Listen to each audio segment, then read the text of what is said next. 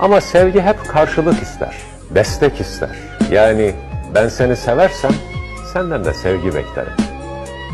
Eğer sen bana sevgiyle mukabele etmiyorsan, hatta sevgi yerine öfkeyle, nefretle mukabele ediyorsan benim sevgim sönmeye başlar. Dolayısıyla sevgi karşılık bekler. Bir üstü aşktır. Aşk, sen benden nefret etsen de ben seni seviyorum diyebilmektir.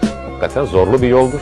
Zorlu bir iştir aşk yani. Evet. Bunu diyebilmek de her kişinin harcıdır. Yürekli adam işidir yani. Evet. Sen nefret etsen de, kızsan da, sövsen de, dövsen de ben seni seviyorum diyebilmektir.